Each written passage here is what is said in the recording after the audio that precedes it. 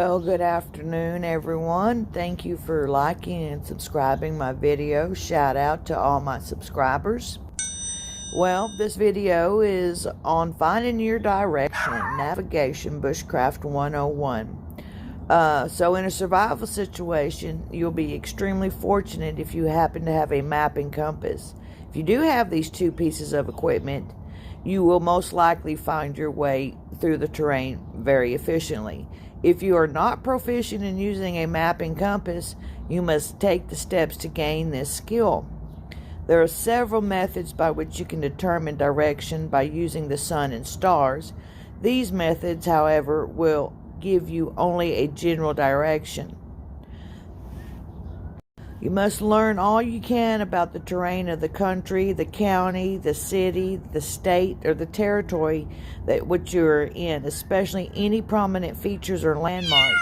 This knowledge of the terrain, together with using the methods that you come up with naturally without a compass, will help you to navigate. If you don't have a compass, you can use the sun and shadows.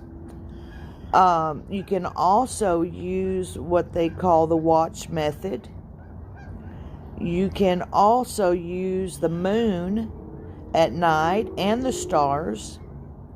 There's so many different methods that you can use without a compass. I suggest that you do your research on these. You can also make a compass as well. Dave Canterbury makes it very clear that you must also develop a sense of direction and travel by paying close attention to where you have been and where you are going. Once again, stressing learning terrain feature association using handrails will assist you greatly when traveling short distances, but for making long treks, the map and compass are keys to success. What a compass does, it ensures that you walk in a straight line over a distance. Okay? A basic compass use is, just learning how to use the thing and not get lost if you don't have these other skills that I mentioned already. Remember that a topographical map is a two-dimensional image of a three-dimensional surface. So if you understand what you're looking at on the map, you can visualize what it looks like in real life. Okay? Now, topographical maps, they have different colors on them. Brown, which is contour lines. Green is for vegetation. Blue is for water. Black is, generally a man-made object of some sort, such as a trail, a railway, or a building. And red shows major roadways and highways. Okay? 5 terrain features on a topographical map are hilltops, a ridgeline, a saddle, which is a low area between 2 hilltops, a draw, and a valley. Okay? You have to be able to orientate yourself on a map as well. That's why I stress getting paper maps and using those. And you can actually call your travel bureau for your state, and they will send you a packet full of neat little things like trails, state parks, federal parks and reserves, and the map for free, pretty much on any state that you might find yourself in. I've got maps: Texas, Oklahoma, Arkansas, New Mexico, Colorado, Montana, Wyoming, Nebraska, because those would most likely be the areas that I would be in an SHTF situation, or any other situation for that matter. Okay?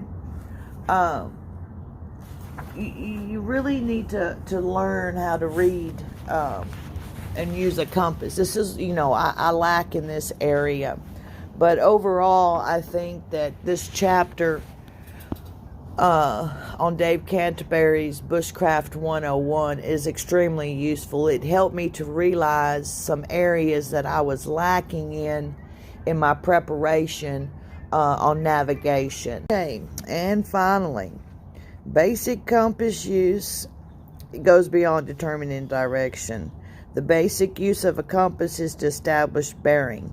If your compass has the movable bezel ring with the degree readings, you will be able to perform this task.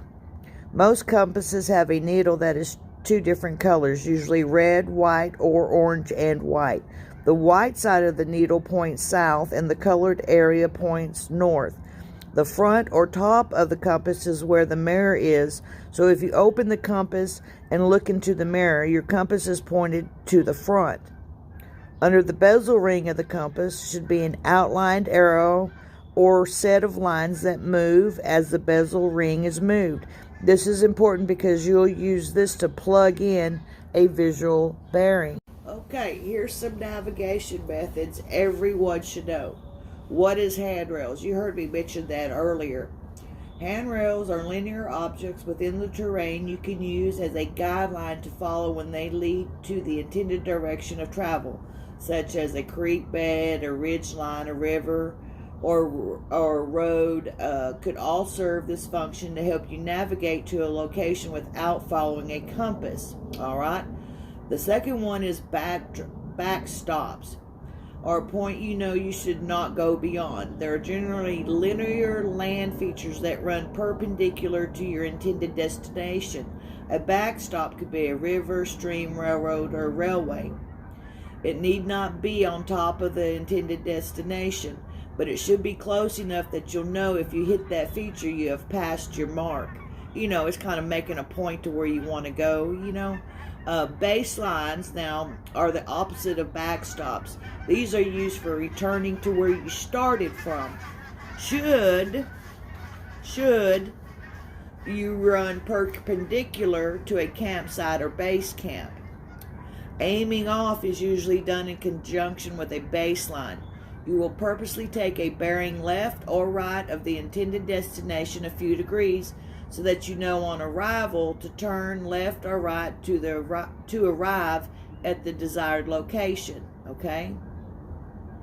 Panic asthmas are created so that if you get lost, you have a bearing to immediately plug into your compass that will take you to a known point. That's just a little safety thing, a little safety measure there. You know, he has such wonderful suggestions and points in this chapter that, you know, I think that it's important to have in your prepper toolbox. LURD is left, up, right, and down. Remember that while the earth moves, it makes the objects in the sky move as well. Okay, you got to remember that if you're not using a compass. Plant a stick in the ground and lie down on your back, looking at the top of the stick like a gun sight. Line this up with a star. After several minutes, the star will appear to have moved as the earth has rotated. If the star moves left, you are facing north.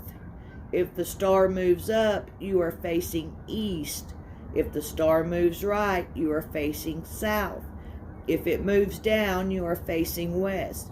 The movement can also occur in combination. Okay? Remember that the moon travels roughly the same area as the sun, and at night makes a great navigational aid.